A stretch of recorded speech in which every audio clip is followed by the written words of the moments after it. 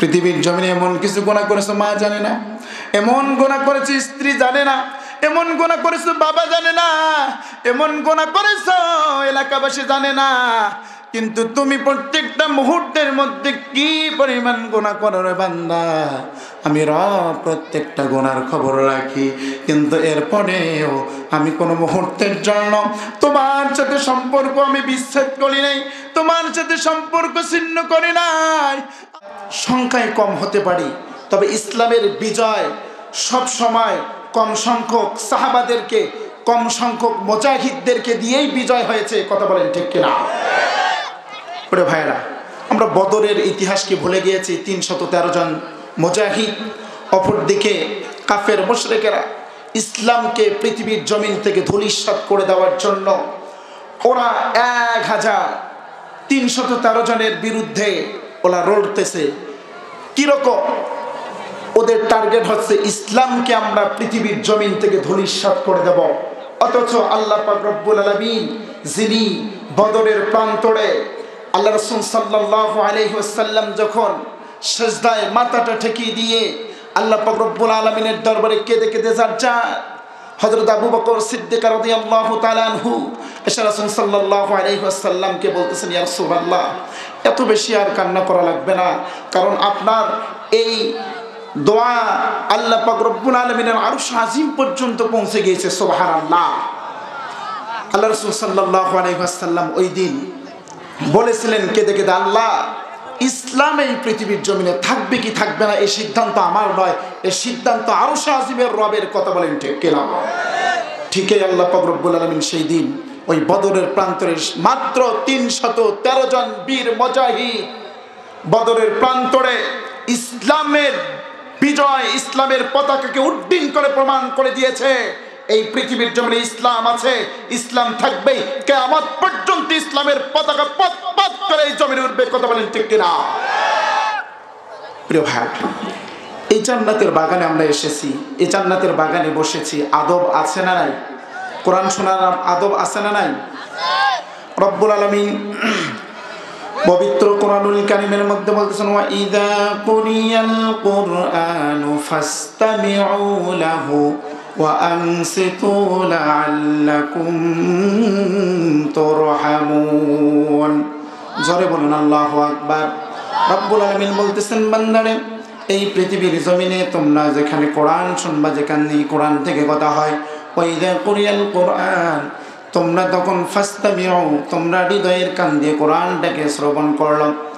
এখন আপনারা যদি বলেন, আল্লাহ, এই পৃথিবীর জমিনে তোমার কোরআন শুনলে পরে আমাদের লাভটা কি হবে? রব্বুল আলামিন স্পষ্ট ভাষায় জানিয়ে দিলেন, ফাসতামিউ লাহু ওয়া আনসিতু লাআল্লাকুম তুরহামুন। বান্দারে, এই পৃথিবীর জমিনে তোমরা যদি হৃদয়ের কান দিয়ে কোরআনটাকে শ্রবণ করতে পারো রে বান্দা, আমি আল্লাহ পাক রব্বুল আলামিন বলে দিলাম, যতক্ষণ পর্যন্ত কোরআনের মাজলিসে বসে আমি আল্লাহর কোরআন শুনবা, আমি আল্লাহ পাক রব্বুল আলামিন তোমাদের উপরে অটোমেটিকলি আমি আল্লাহর পক্ষ থেকে রহমত বর্ষিত হবে। বলি সুবহানাল্লাহ। আল্লাহ পাক রব্বুল আলামিন বলতেছেন, বান্দারে, এই কোরআন থেকে যারা মুখ ফিরিয়ে নিল তাদের অবস্থা কি হবে? আল্লাহ পাক রব্বুল আলামিন সূরাতুত তাহার 124 নম্বর আয়াতে স্পষ্ট ভাষায় জানিয়ে দিলেন, ওয়ামান আ'রাদা আন যিকরি ফাইন্না লাহু মাঈশাতান দানকা ওয়া নাহশুরুহু ইয়াওমাল কিয়ামাতি আ'মা। জোরে বলুন আল্লাহু আকবার। আল্লাহ পাক রব্বুল আলামিন বলতেছেন, এই পৃথিবীর জমিনে যে সমস্ত বান্দারা কোরআন থেকে মুখ ফিরিয়ে নিল, কোরআন শ্রবণ থেকে তারা এখন পর্যন্ত বিছানার মধ্যে শুয়ে শুয়ে ঘুমায়, রাস্তাঘাটে যারা ঘোরাফেরা করতেছে, আল্লাহ পাক রব্বুল আলামিন বলতেছেন, যারা কোরআন থেকে মুখ ফিরিয়ে নিল, ওয়ামান আ'রাদা আন যিকরি, এই জিকির মানে আল্লাহর পবিত্র কোরআন, যারা জিকির নামক কোরআন থেকে মুখ ফিরিয়ে নিল, ওয়ামান আ'রাদা আন যিকরি ফাইন্না লাহু মাঈশাতান দানকা ওয়া নাহশুরুহু ইয়াওমাল কিয়ামাতি আ'মা।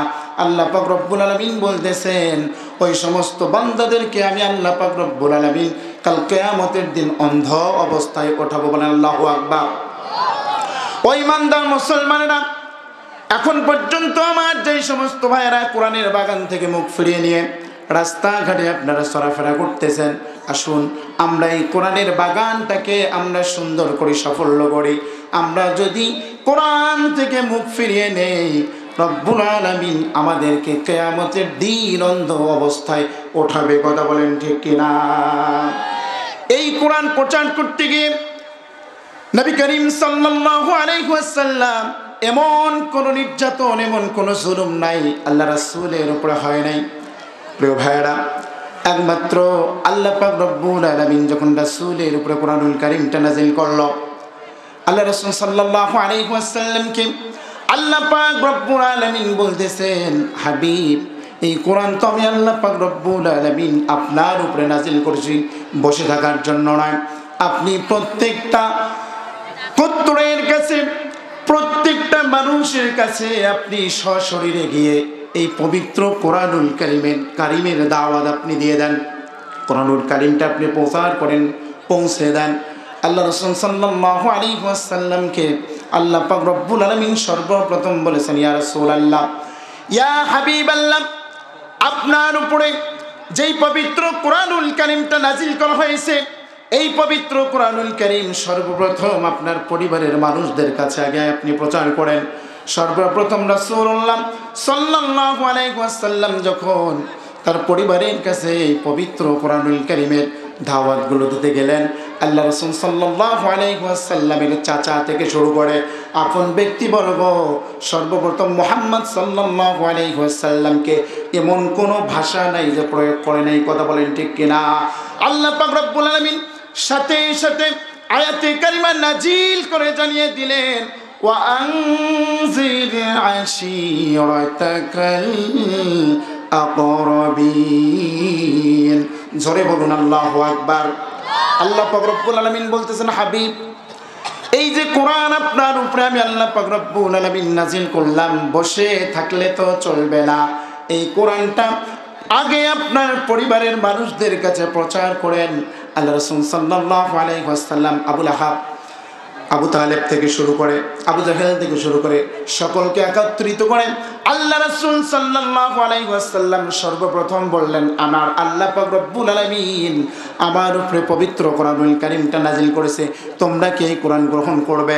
আল্লাহ পাক রব্বুল আলামিনের হাবিব যখন এই কথা বলেছে, আবু লাহাব, উতবা, সাইবা সর্বপ্রথম তার বংশের আপন চাচারা মুহাম্মদ সাল্লাল্লাহু আলাইহি ওয়াসাল্লামের বিরোধিতা করেছে। কথা বলেন ঠিক কিনা?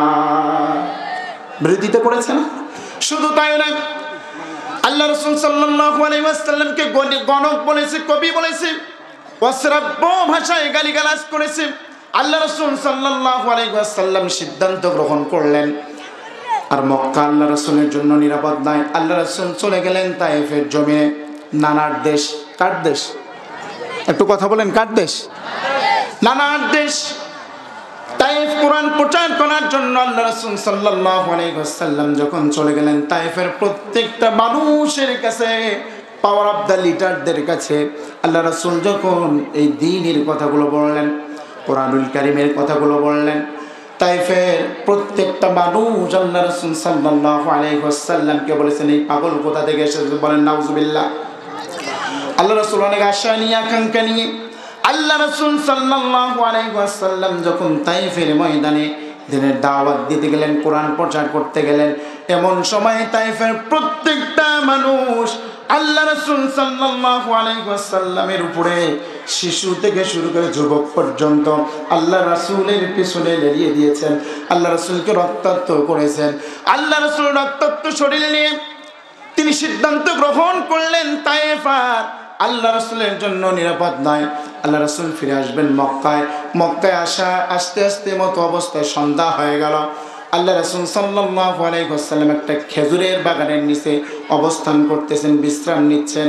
এমতো অবস্থায় আল্লাহ রাসূলের রক্তাক্ত অবস্থা দেখে আল্লাহ রাসূল আল্লাহ পাক রব্বুল আলামিনের দরবারে দোয়া করতেছেন, আল্লাহ, এই তায়েফের জমিনে এত জুলুম, এত নির্যাতন, আমি রাসূলুল্লাহ পৃথিবীর জমিনে ইসলাম প্রচার করতে গিয়ে এত রক্তাক্ত কখনো হয় নাই। তাইফের ময়দানে যে পরিমাণ রক্তাক্ত হয়েছে, বলেন আল্লাহু আকবার। শুধু তাই নয়, আল্লাহ রাসূল সাল্লাল্লাহু আলাইহি ওয়াসাল্লাম রক্তাক্ত অবস্থায় যখন তার রক্ত মোবারক পা পর্যন্ত পড়ে যাচ্ছে, সঙ্গে ছিল তার পালক পুত্র হযরত যায়েদ রাদিয়াল্লাহু তাআলা আনহু। হযরত যায়েদ বলতেছেন, ইয়া রাসূলুল্লাহ, ইয়া হাবিবাল্লাহ, যে আশা নিয়ে দিন প্রচার করার জন্য আমরা তাইফে এসেছি, আমরা তো মনে করেছিলাম তাইফ হচ্ছে আপনার নানার দেশ, আপনার নানার দেশের মানুষেরা ইসলামটাকে গ্রহণ করবে, আপনি যে শেষ নবী এটার স্বীকৃতি দিবে।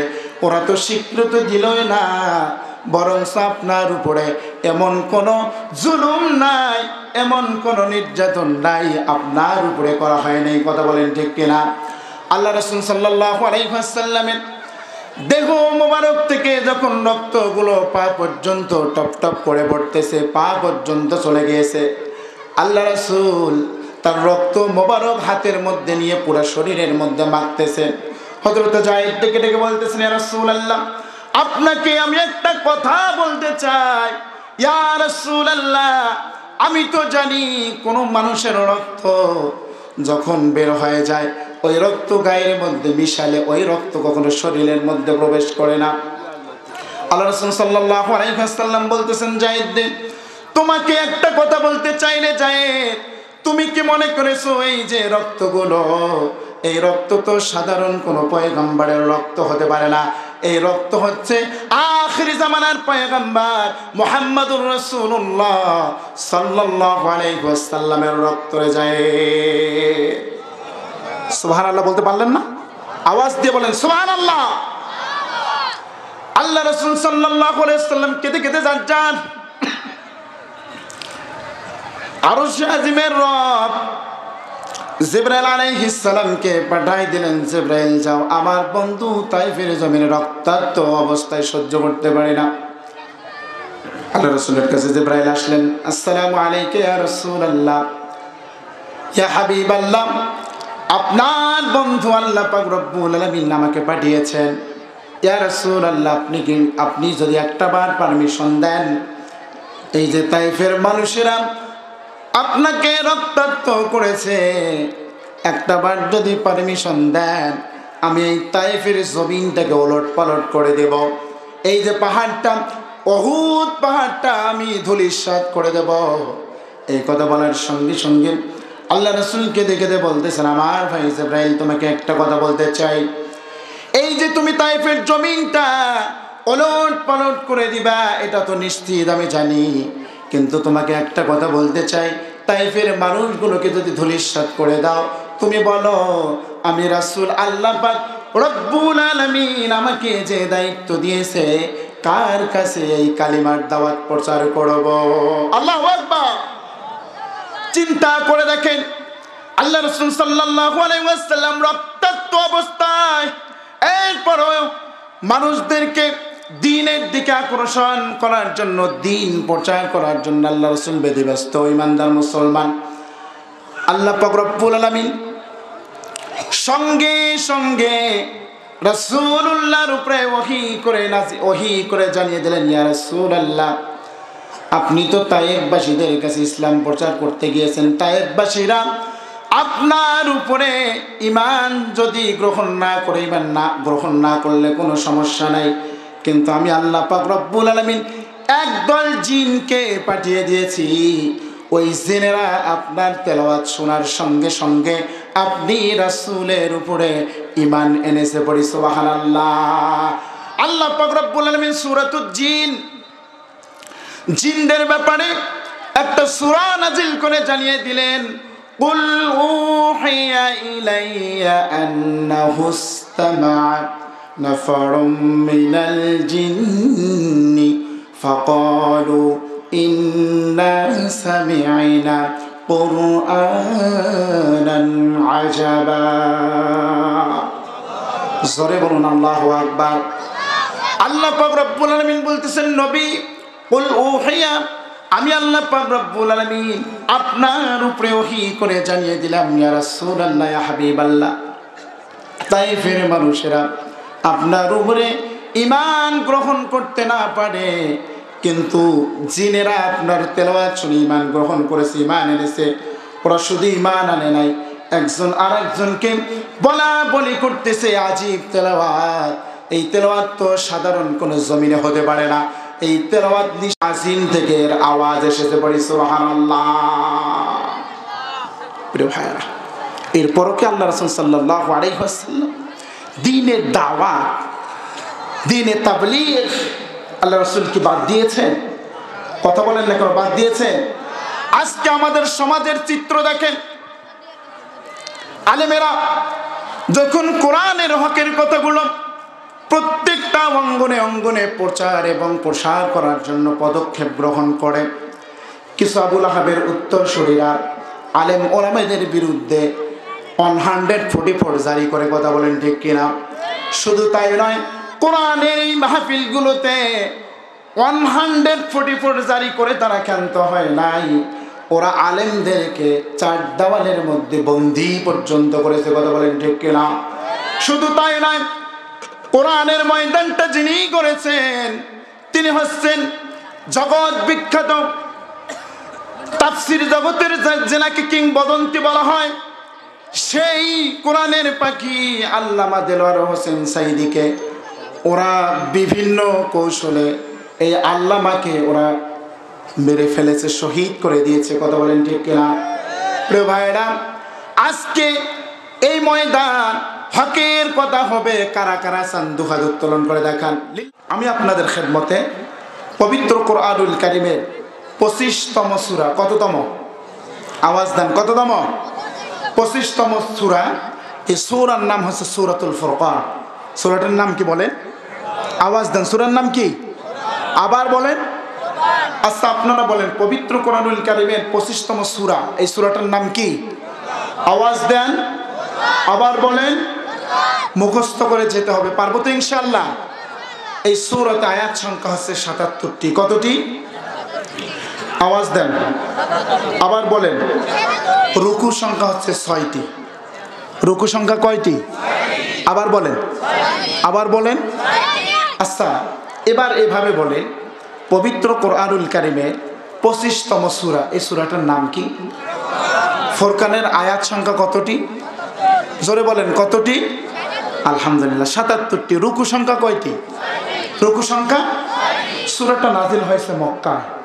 সূরাটা নাজিল হয়েছে কোথায়? এবার আপনারা রেডি? রেডি? আচ্ছা, পবিত্র কোরআনুল কারীমের 114টা সূরার মাঝখান থেকে আমি আজকে কত নম্বর সূরা তেলাওয়াত করেছি? আলহামদুলিল্লাহ, 25তম সূরাতে আয়াত সংখ্যা কতটি? এই সূরাটার নাম কি? এই সূরাটা নাজিল হয়েছে মদিনায়। কোথায়? আলহামদুলিল্লাহ। আলহামদুলিল্লাহ বলে। এই তো, মনোযোগ দিয়ে শুনতে হবে, আমরা যতটুকু শুনবো মনোযোগ দিয়ে শুনবো ইনশাআল্লাহ। ফুরকান শব্দের অর্থ হচ্ছে সত্য মিথ্যা পার্থক্যকারী। সূরাতুল ফুরকান, আল্লাহ পাক রব্বুল আলামিন সত্য কোনটা মিথ্যা কোনটা এটাকে পার্থক্য করে দেওয়ার জন্য, নির্ণয় করার জন্য, সত্যকে নির্ণয় করার জন্য, মিথ্যাকে নির্ণয় করার জন্য এই সূরাতুল ফুরকানেই যথেষ্ট। কথা বলেন ঠিক কিনা? আমি আপনাদের সামনে এই সূরাতুল ফুরকানের 63 নম্বর আয়াত থেকে কিছু আয়াতে কারিমা আমি তেলাওয়াত করেছি। এখান থেকে আলোচনা শুরু করতে চাই ইনশাআল্লাহ। শুনতে রাজি নাই কারা কারা হাত তোলে? এই যে মুরব্বী হাত তুলেছে, তার মানে মুরব্বী কি তাফসীর শুনবে না? কথা বলেন, শুনবে না? আসলে ওটা ওনার মনের বিষয় না, ওটা মানে একটু ঝোঁকে হাত তুলছে, তাই না? আল্লাহ পাক রব্বুল আলামিন অন্তরেরটা গ্রহণ করেন। কিসেরটা? রব্বুল আলামিন পবিত্র কোরআনুল কারীমের 25তম সূরা সূরাতুল ফুরকানের 63 নম্বর আয়াতে আল্লাহ পাক রব্বুল আলামিন ডেকে ডেকে বলতেছেন, এই পৃথিবীর জমিনে আমার অসংখ্য বান্দা আছে। আমার অসংখ্য বান্দাদের মধ্যে আল্লাহ পাক রব্বুল আলামিনের প্রিয় বান্দা কারা জানা দরকার আছে না নাই? আল্লাহর প্রিয় বান্দা কারা আমাদের জানা দরকার আছে না নাই? এই পৃথিবীর জমিনে রব্বুল আলামিন 18,000 মাখলুকাত সৃষ্টি করেছেন। 18,000 মাখলুকাতের মাঝখান থেকে রব্বুল আলামিন যাদেরকে শ্রেষ্ঠত্ব মর্যাদা দিয়ে পৃথিবীর জমিনে পাঠালেন তারা হচ্ছে মানুষ। জোরে বলেন কি? সৃষ্টির সেরা জীব হিসাবে আল্লাহ পাক রব্বুল আলামিন মানুষদেরকে নির্ধারণ করলেন, সেই মর্যাদা রব্বুল আলামিন দিয়ে দিলেন।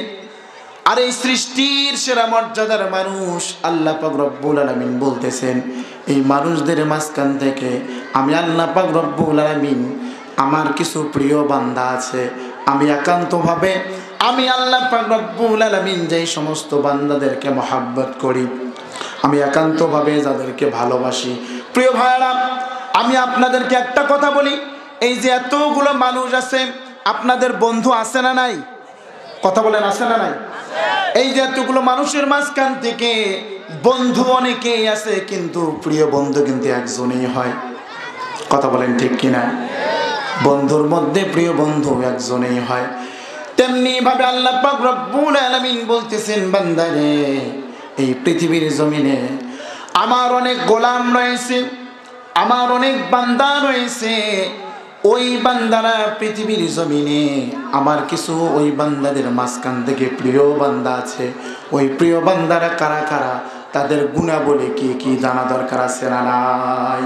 আল্লাহ পাক রব্বুল আলামিন বলতেছেন, প্রিয় বান্দাদের প্রথম নাম্বার বৈশিষ্ট্য, প্রথম নাম্বার গুণাবলী হচ্ছে ইবাদুর রাহমানিল্লাযীনা ইয়ামশুনা আলাল আরদি হাওনা।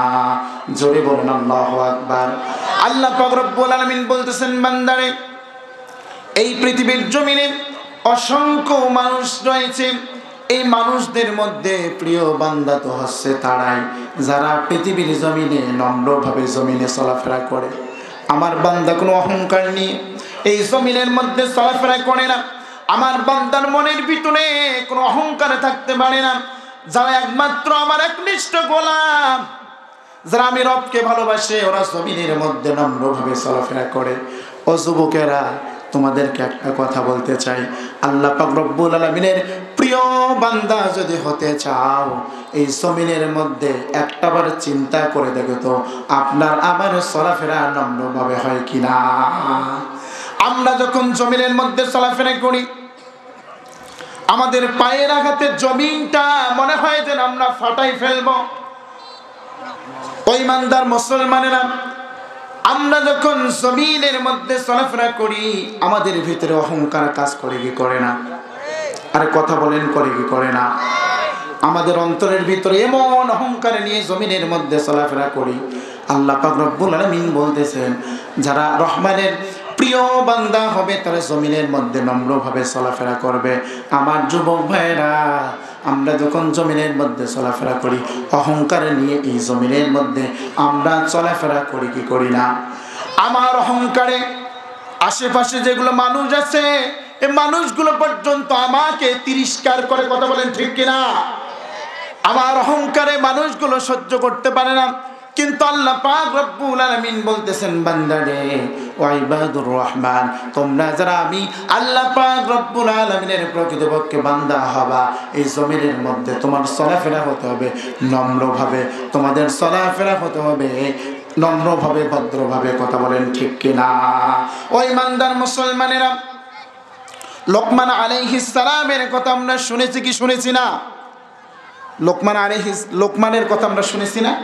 তিনি কিন্তু নবী নন। তিনি কি নন? তিনি নবী নন, তিনি একজন জ্ঞানী মানুষ। এই লোকমান আলাইহিস সালামকে আল্লাহ পাক রব্বুল আলামিন নবুয়তের দায়িত্ব দিতে চেয়েছিলেন।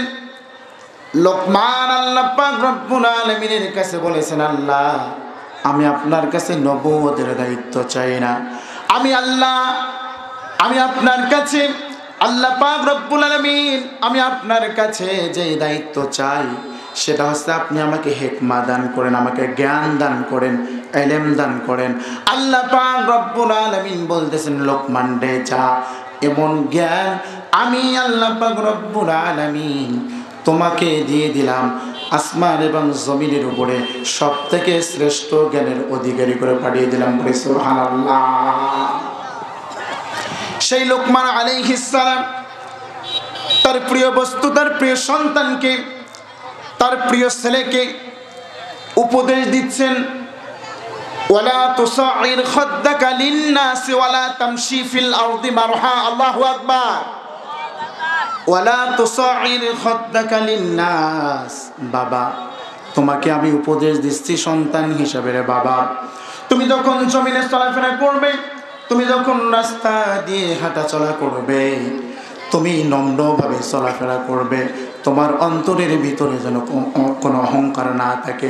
অহংকার বশীভূত হয়ে জমিনের মধ্যে তুমি ছেলে যখন চলাফেরা করবা, আল্লাহ পাক রব্বুল আলামিন এই অহংকারীদেরকে কখনো ভালোবাসেন না। কথা বলেন ঠিক কিনা?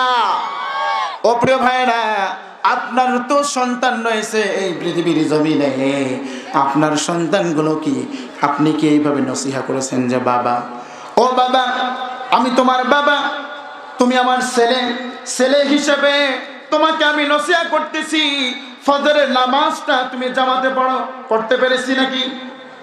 বাবাও বিছানার মধ্যে ফজরের আজানের সময় ঘুমায়, সন্তানও ঘুমায়। সকালবেলা বাবা আর ছেলে একসাথে বিড়ি বের করে টানে। কথা বলেন ঠিক কিনা? এটা কি ভুল বললাম? কথা বলেন প্রিয় ভাইরা, ভুল বললাম নাকি? শুধু তাই নয়, চাচা ভাতিজায় একসাথে সিগারেট বের করে খায়। অনন্য দৃষ্টান্ত এই জমিনে আছে। কথা বলেন ঠিক কিনা? আপনি আপনার সন্তানটাকে লোকমান আলাইহিস সালামের সন্তানের মতো উপদেশ দিতে পারেন নাই। আপনার সন্তানটাকে যোগ্য সন্তান হিসেবে যদি গড়তে হয়, আল্লাহ পাক রব্বুল আলামিন বলতেছেন নিঃসন্দেহে ওই সন্তানকে ইসলামী শিক্ষায় সুশিক্ষিত করতে হবে। কথা বলেন ঠিক কিনা? আজকে হাজারো মা বাবার অভিযোগ, সন্তানটাকে এত টাকা দিয়ে, এত পয়সা দিয়ে, লক্ষ লক্ষ টাকা সন্তানের পিছনে ইনভেস্ট করলাম, টাকা দিয়ে দিলাম, সন্তান পড়ালেখা করে ঢাকায়, বাসায় ফোন দিয়েছে মা আজকে 10,000 টাকার দরকার। বাবা যখন এই কথা শুনলো বলতেছে হালের গরুটা বিক্রি করে সন্তানকে টাকা পাঠাও। তার মানে এই সন্তান পড়াশোনা করে শেষ বয়সে আমাদের খেদমত করবে। কথা বলেন ঠিক কিনা? ওই ইমানদার মুসলমান, কথা কিন্তু চরম সত্য কথা। এরকম নজির আছে না নাই? হালের গরু বিক্রি করে সন্তানকে 10,000 টাকা ঢাকার মধ্যে পাঠানো হলো। ওই সন্তান পড়ালেখা না করে টাকা দিয়ে গানের আড্ডায়, তাসের আড্ডায়, জুয়ার আড্ডায়, ক্যাসিনো আড্ডায় আছে না নাই? কথা বলেন আছে না নাই? আপনি আপনার সন্তানটাকে 10,000 টাকা দিলেন, টাকাটা আপনার সন্তান কোথায় ব্যয় করতেছে খোঁজ নিলেন না। মাস শেষে সন্তান যখন বাসায় আসলো, চেহারা এমন সুন্দর চেহারা দেখে মনে হচ্ছে সন্তান ঠিক আছে, কিন্তু খোঁজ খবর নিয়ে দেখেন ওই সন্তান পড়ালেখার আশেপাশে নাই। কথা বলেন ঠিক কিনা? আপনি যদি আপনার সন্তানটাকে লোকমান আলাইহিস সালামের মতো উপদেশ দিতেন যে বাবা জমিনের মধ্যে যখন চলাফেরা করবা নম্রভাবে চলাফেরা করবা, জমিনের মধ্যে যখন চলাফেরা করবা ভদ্রভাবে চলাফেরা করো রে বাবা, কারণ এই জমিনের মধ্যে ভদ্রভাবে যদি চলাফেরা না করো, অহংকারের বশীভূত হয়ে যদি চলাফেরা করো, আমি আল্লাহ পাক রব্বুল আলামিন জানিয়ে দিলাম। রব্বুল আলামিন বলতেছেন অহংকারীদেরকে আল্লাহ পাক রব্বুল আলামিন কখনোই ভালোবাসেন না। কথা বলেন ঠিক কিনা? সূরাতুন নিসার 36 নম্বর আয়াতে আল্লাহ পাক রব্বুল আলামিন অহংকারীদের ব্যাপারে বলতেছেন ইন্নাল্লাহা লা ইউহিব্বু মান কানা মুখতালান ফাখুরা। জোরে বলুন আল্লাহু আকবার। ইন্নাল্লাহা লা ইউহিব্বু, আল্লাহ পাক রব্বুল আলামিন বলতেছেন নিশ্চয় আমি আল্লাহ লা ইউহিব্বু ভালোবাসি না মান কানা মুখতালান ফাখুরা, এই পৃথিবীর জমিনে যারা অহংকার বশীভূত হয়ে চলাফেরা করে, অহংকার নিয়ে, দাম্ভিকতা নিয়ে যারা জমিনে চলাফেরা করে, আমি আল্লাহ পাক রব্বুল আলামিন তাদেরকে কশ্চিনকালেও ভালোবাসি না। কথা বলেন ঠিক কিনা?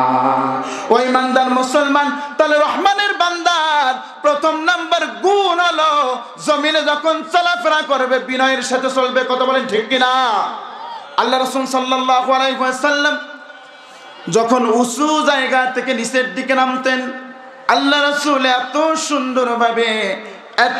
সুন্দরভাবে পা ফেলে ফেলে হাঁটতেন, মনে হয় যেন এত সুন্দর চলাফেরা আসমানের নিচে জমিনের উপরে আর কারো নাই।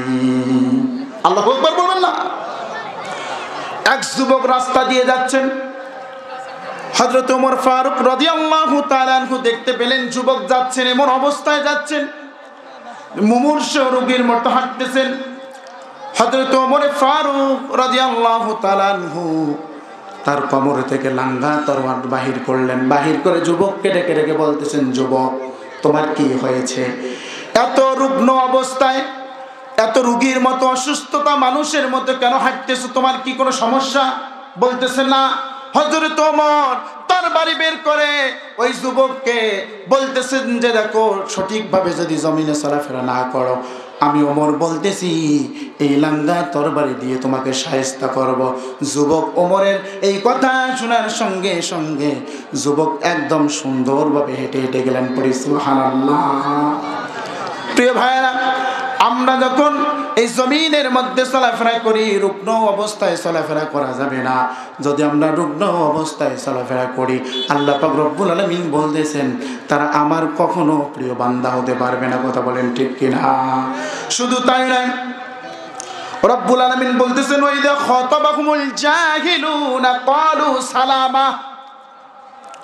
ওয়াইদা খাতাবাহুমুল জাহিলুন, এই পৃথিবীর জমিনে আমার কিছু যে প্রিয় বান্দাগুলো রয়েছে, এই প্রিয় বান্দাগুলো যখন জমিনের মধ্যে নম্রভাবে চলাফেরা করে, অহংকার নিয়ে যখন চলে না, অহংকার মুক্ত যখন আমার গোলামেরা জমিনের মধ্যে চলাফেরা করে, কিছু কিছু মানুষ আছে ওই ব্যক্তিকে নিয়ে চাইরে দোকানে রাস্তাঘাটে সমালোচনা করে কি করে না? কথা বলেন, করে না? আরে অমুকের ছেলেটা এত সুন্দরভাবে চলাফেরা করে, এর চলাফেরা দেখে মনে হয় ও ইসলামিক মাইন্ডে চলাফেরা করে। কথা বলেন ঠিক কিনা? আর একটু খোঁজ খবর নিয়ে দেখো তো এই ছেলেটা জঙ্গির সাথে আছে নাকি। এই কথা বলে কি বলেন? আর কথা বলেন, বলে না? শুধু তাই নয়, টাকুনুর উপরে যেই ছেলেগুলো প্যান্ট পরে, কিছু কিছু মানুষ বলে এই ছেলেটা টাকুনুর উপরে প্যান্ট পরে তার মানে শিবির করে। কথা বলেন ঠিক কিনা? এ কথা কি ভুল বললাম? এরপরে দিন দোকানের মধ্যে বসে বসে এত সমালোচনার ঝড় তোলে, অমুকের ছেলে শিবির করে, জামাত করে, বলে কি বলে না? ভুল বললাম নাকি? ওরা রহমানের প্রিয় বান্দা, রহমানের প্রিয় বান্দাদেরকে নিয়ে যখন দোকানে দোকানে সমালোচনা হয়, তখন তো তারা তাদের জবাব দেয় না। এই যে এত অশ্রাব্য ভাষায় গালিগালাজ করার পরে রহমানের বান্দারা প্রতি উত্তর করে না, কারণ এটাই তো হচ্ছে রাসূলের সুন্নাহ। রহমানের বান্দারা যখন কোনো মানুষদেরকে, যখন কোনো মানুষ রহমানের বান্দাদেরকে বিভ্রান্ত করতে চায়, পাকড়া করতে চায়, রহমানের বান্দারা বলে ক্বালু সালামা, কারণ ওই সমস্ত জাহিলদের কাছ থেকে ওরা সালাম দিয়ে ফিরে আসে। কথা বলেন ঠিক কিনা? সালাম দিয়ে ওরা ফিরে আসে। প্রিয় ভাইরা, চিন্তা করতে হবে, এটা আমার কথা লেখেন। জাহেল দ্বারা শিক্ষিতদেরকে বোঝানো হয়েছে। জাহেল দ্বারা কাকে বোঝানো হয়েছে? একজন মূর্খ মানুষ, পড়ালেখা সে জানে না, কখনো কলেজে যায় নাই, কখনো মাদ্রাসায় যায় নাই, ওই মূর্খ মানুষটার কাছে আপনি গিয়ে যদি কোরআনের কথাগুলো বলেন, ইসলামের কথাগুলো বলেন, দ্বীনের দাওয়াতগুলো যদি দেন, ওই মূর্খ মানুষ জাহান্নামের ভয়ের কারণে ওই ব্যক্তিটা রবের দিকে ফিরে আসবে, বেশি সময় নেবে না। কথা বলেন ঠিক কিনা? কিন্তু সমাজের মধ্যে কিছু মানুষ আছে শিক্ষিত, মোটামুটি শিক্ষিত, আছে না নাই? কথা বোঝেন না? শীতে ধরেছে আপনাদের, আওয়াজ আসতেছে না? আছে না এরকম কিছু শিক্ষিত মানুষ? সামান্য কিছু পড়ালেখা করেছে, সামান্য স্কুল কলেজ ইউনিভার্সিটিতে পড়েছে, কিন্তু ইসলামের নৈতিক জ্ঞান তার ভিতরে নাই, ইসলামিক জ্ঞান তার ভিতরে নাই। কোরআন পড়তে জানে না, নামাজটা কিভাবে পড়বে, উযুটা কিভাবে করবে সেটাও জানে না। কথা বলেন ঠিক কিনা? ওই সমস্ত ব্যক্তিরা আল্লাহর প্রিয় বান্দাদেরকে নিয়ে বিভিন্ন পরিকল্পনা করে। কথা বলেন ঠিক কিনা? শুধু তাই নয়, রহমানের বান্দাদেরকে কিভাবে দুনিয়ার জমিন থেকে শেষ করে দেওয়া যায়, রহমানের বান্দাদেরকে কিভাবে প্রতিহত করা যায়, ওরা এই প্ল্যানিং, এই পরিকল্পনা নিয়ে ওই রহমানের প্রিয় বান্দাদের উপরে আঘাত আক্রমণ করে, বিভিন্নভাবে গালিগালাজ করে। কিন্তু রহমানের বান্দারা এত গালিগালাজ শোনার পরে ওই সমস্ত শিক্ষিত জাহেলদেরকে বলে ক্বালু সালামা, ওদেরকে সালাম দিয়ে আবার ফিরে আসে। কথা বলেন ঠিক কিনা?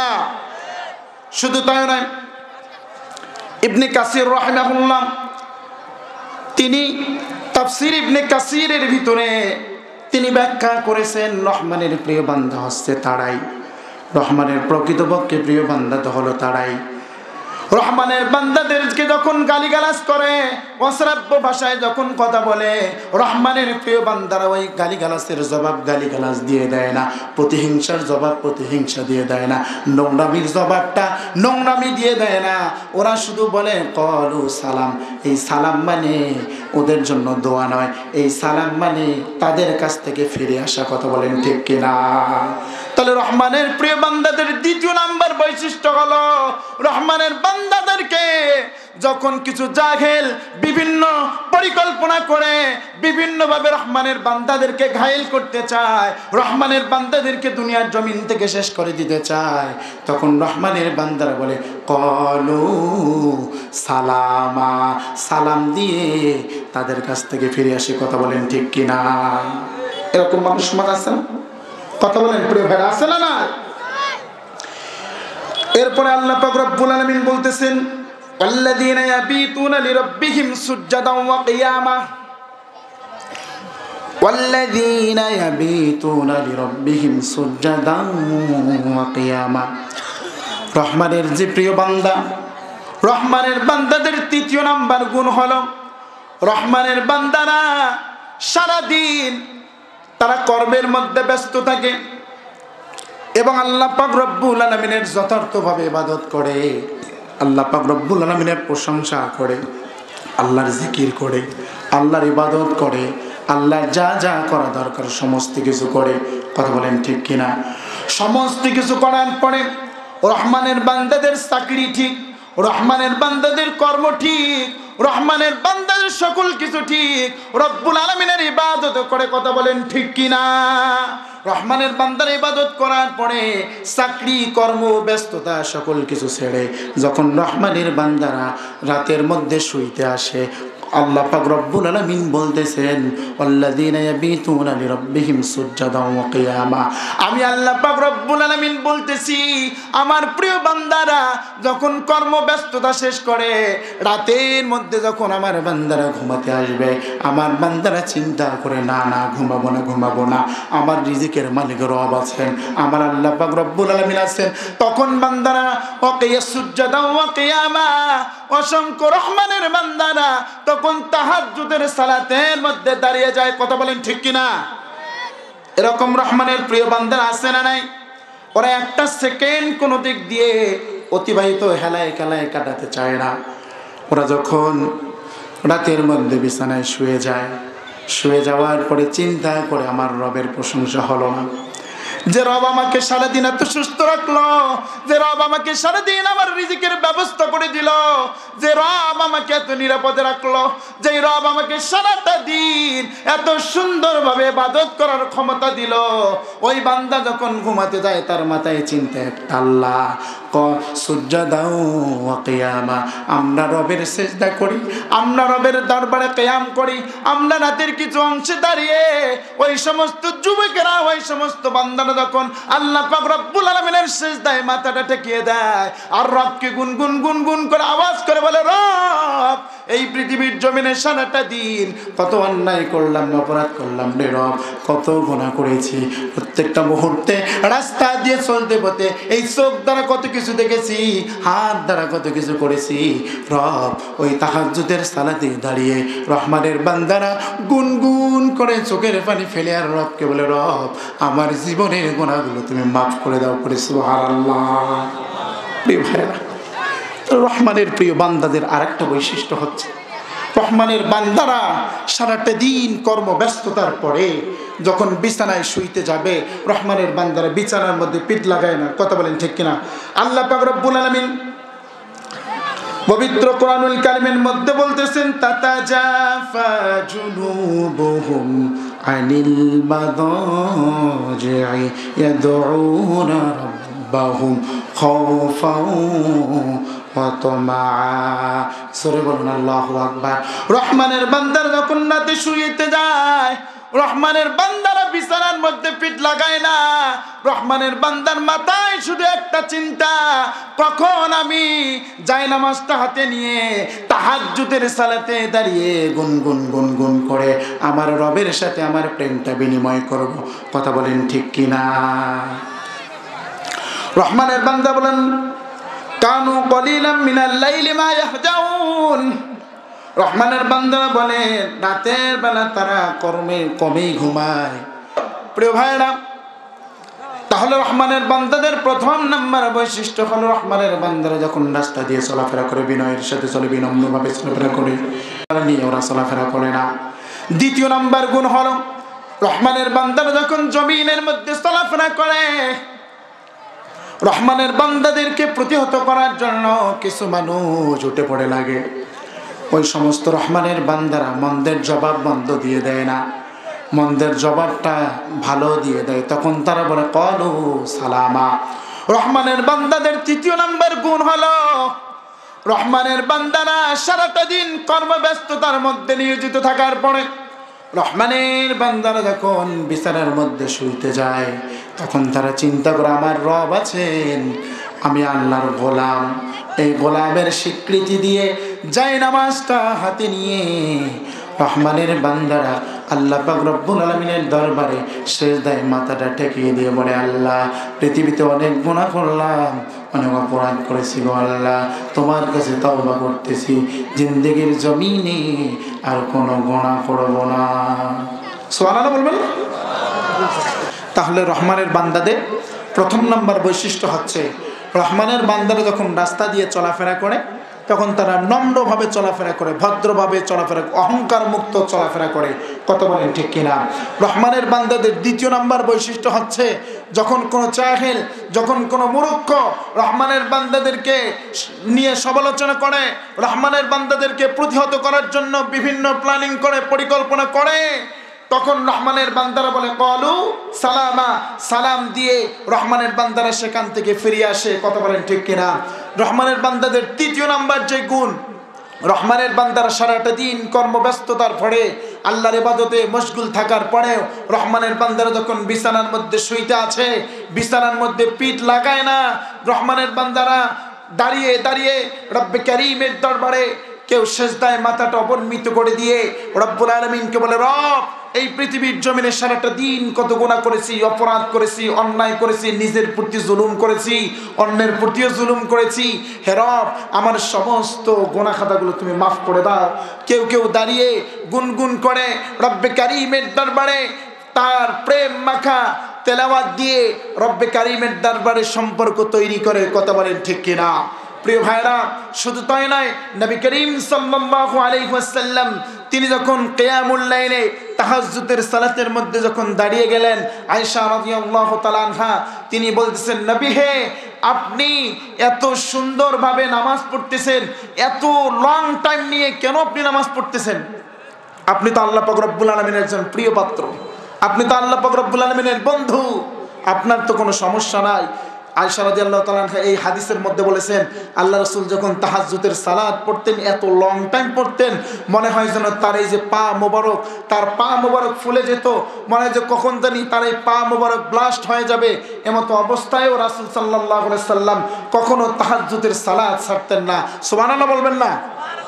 প্রিয় ভাইরা, এটাই হচ্ছে রহমানের বান্দাদের তৃতীয় নাম্বার গুণ। আর রহমানের বান্দাদের চতুর্থ নাম্বার গুণ এখন আমরা শুনবো। আল্লাহ পাক রব্বুল আলামিন রহমানের বান্দাদের চতুর্থ নাম্বার গুণের ব্যাপারে বলতেছেন যে আল্লাযীনা ইয়াকুলুনা রাব্বানা আসরিফ আন্না আযাবা জাহান্নাম ইন্না আযাবাহা কানা গরামা। রহমানের বান্দারা যে গুনাহ করে, অপরাধ করে, শুধু অপরাধ করে আল্লাহ পাক রব্বুল আলামিনের দরবারে শুধু তাওবা করে ক্ষান্ত হয় না। রহমানের বান্দারা বলেন যে আল্লাযীনা ইয়াকুলুনা রাব্বানা আসরিফ আন্না, হে আমার রব, আন্না আযাবা, হে রব্বুল আলামিন আমাকে আযাব থেকে বাঁচাও। কোন আযাব? জাহান্নাম। ইন্না আযাবাহা কানা গরামা।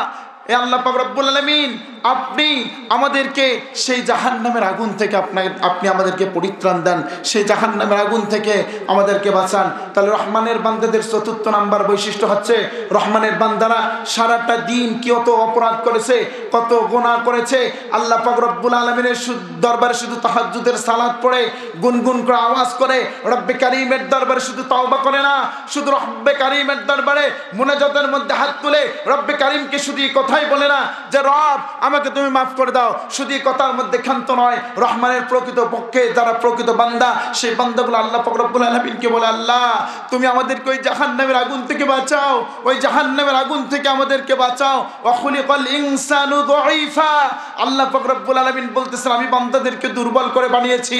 এই পৃথিবীর মানুষেরা আপনাকে আমাকে আল্লাহ পাক রব্বুল আলামিন কত দুর্বল করে তৈরি করেছে, কত দুর্বল করে তৈরি করেছে। সামান্য রোদের তাপ আমাদের সহ্য হয় না, সামান্য মোমবাতি দিয়ে যদি আমাদের হাতের মধ্যে আগুন লেগে যায়, সামান্য এই আগুনের তাপ আমরা সহ্য করতে পারি না। অথচ আপনি আমি চিন্তা করা দরকার, ওই যে জাহান্নামের কিয়ামতের দিন কঠিন আযাব, ওই আযাব জাহান্নামের আগুন এত কঠিন আগুন, এত ভয়ানক আগুন। নবী করিম সাল্লাল্লাহু আলাইহি ওয়াসাল্লাম বলেছেন এই জাহান্নামের আগুনকে হাজার হাজার বছর প্রজ্বলিত করা হয়েছে, হাজার হাজার বছর প্রজ্বলিত করার পরে এর বর্ণ হয়েছে লাল বর্ণ, এরপরে আবার যখন হাজার বছর প্রজ্বলিত করা হয়েছে এই জাহান্নামের আগুন তার রং হয়েছে সাদা বর্ণ, শ্বেত বর্ণ। এরপরে রাসূল সাল্লাল্লাহু আলাইহি ওয়াসাল্লাম বলতেছেন এই জাহান্নামের আগুন আবার হাজার বছর প্রজ্বলিত করা হয়েছে, হাজার বছর প্রজ্বলিত করার পরে এই জাহান্নামের আগুনটা একদম কালো আকৃতি ধারণ করেছে। এই জাহান্নামে যখন বান্দাদেরকে নিক্ষেপ করা হবে, এই বান্দার যখন জাহান্নামের আগুনে ফেলে দেওয়া হবে, শুধু এই জাহান্নামে আমরা পুরবই না, জাহান্নামে ফেলে দেওয়ার সঙ্গে সঙ্গে সর্বপ্রথম আমাদের কলিজাটা জ্বলে পুড়ে সারকার হয়ে যাবে। বলেন আল্লাহু আকবার। প্রিয় ভাইরা, একটাবার চিন্তা করে দেখেন এই কঠিন জাহান্নাম, এই জাহান্নাম থেকে রহমানের বান্দারা বাঁচার জন্য রব্বে কারীমের দরবারে বলে আল্লাহ ওয়াল্লাযীনা ইয়াকুলুনা রব্বানা ইসরিফ আন্না আযাবা জাহান্নাম ইন্না আযাবাহা কানা গরামা। রব্বুল আলামিন ওই জাহান্নাম থেকে আমাদেরকে পরিত্রাণ দাও, ওই জাহান্নাম থেকে আমাদেরকে বাঁচাও। শুধু তাই নয়, এরপরে আল্লাহ পাক রব্বুল আলামিনের দরবারে রহমানের বান্দারা বলে ইন্নামা সাআত মুস্তাকাররা ওয়া মুকামা, ওটা এমন এক জাহান্নাম।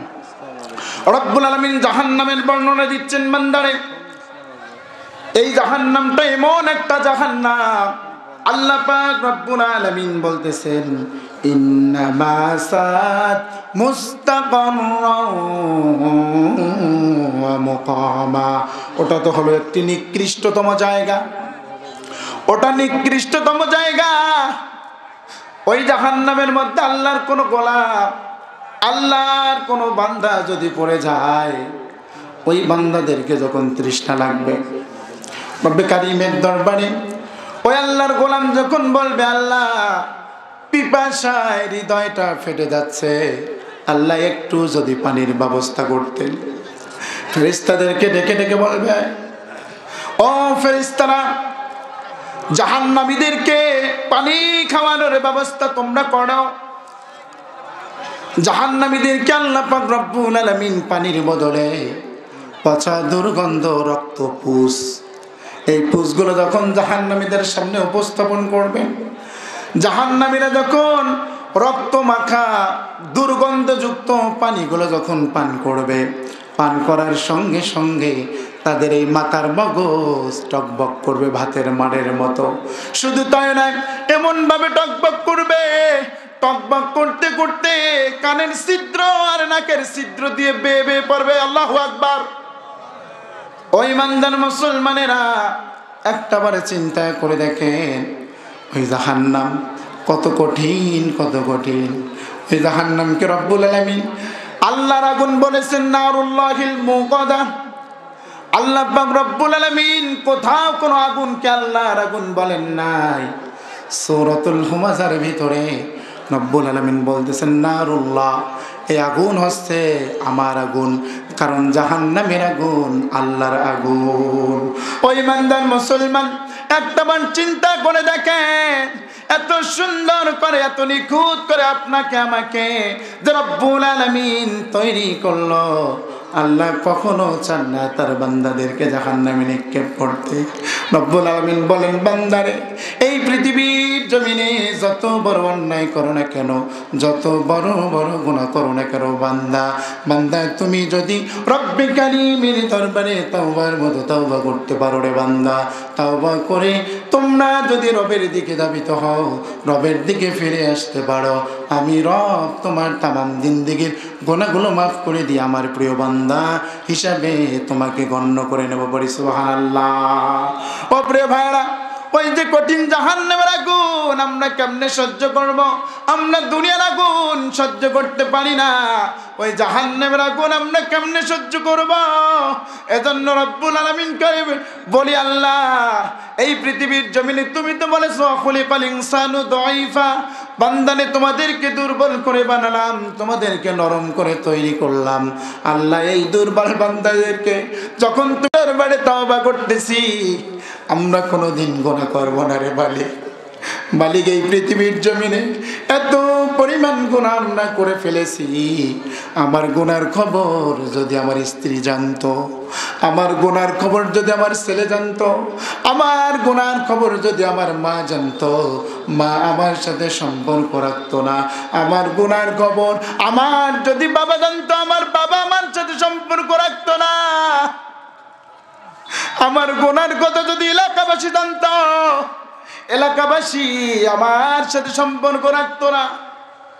অথচ আরশে আজমের রব রব্বে কারীম বান্দা শয়নে স্বপনে গোপনে প্রত্যেকটা মুহূর্তে বান্দা মনে করে রবকে ফাঁকি দিয়ে আমি যেটা করেছি আমার রব দেখতেছে না, কিন্তু সকল কিছু দেখতেছেন কে?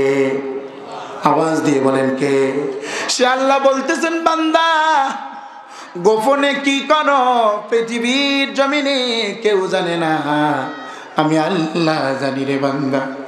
পৃথিবীর জমিনে এমন কিছু গুনাহ করেছো মা জানে না, এমন গুনাহ করেছে স্ত্রী জানে না, এমন গুনাহ করেছো বাবা জানে না, এমন গুনাহ করেছো এলাকাবাসী জানে না, কিন্তু তুমি প্রত্যেকটা মুহূর্তের মধ্যে কি পরিমাণ গুনাহ করো রে বান্দা, আমি রব প্রত্যেকটা গুনার খবর রাখি।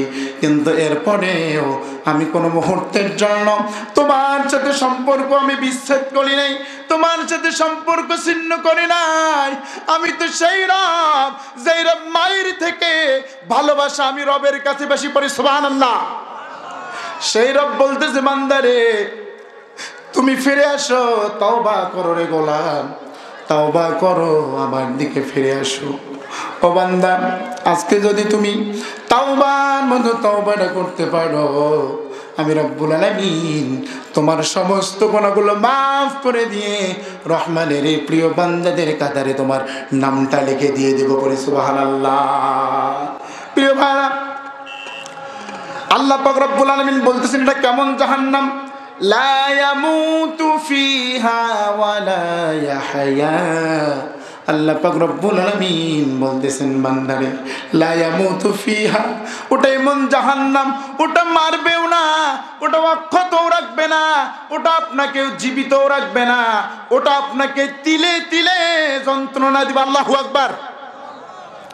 ওই ইমানদার মুসলমান, আপনার বিবেককে আপনারকে একটাবার প্রশ্ন করে দেখেন তো, এই পৃথিবীর জমিনে কত অন্যায় করলাম, কত গুনাহ করলাম, কত অপরাধ করলাম, অপরাধের জন্য কখনো তাওবা করি না।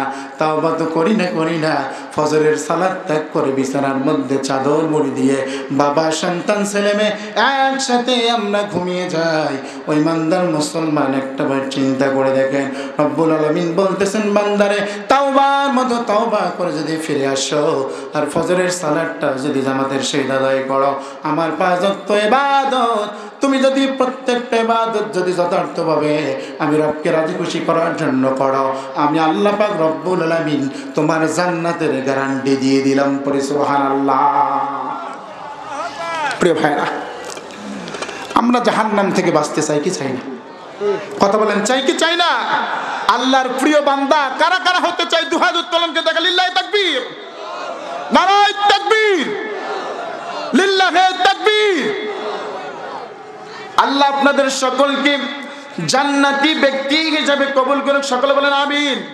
আল্লাহ পাক রব্বুল আলামিন আপনাদের সকলকে আল্লাহ পাক রব্বুল আলামিন জান্নাত দান করুন, সকলে বলেন আমিন। আল্লাহ পাক রব্বুল আলামিন আপনাদের সকলকে 5 ওয়াক্ত নামাজ কায়েম করে মানে সকল বলেন আমিন।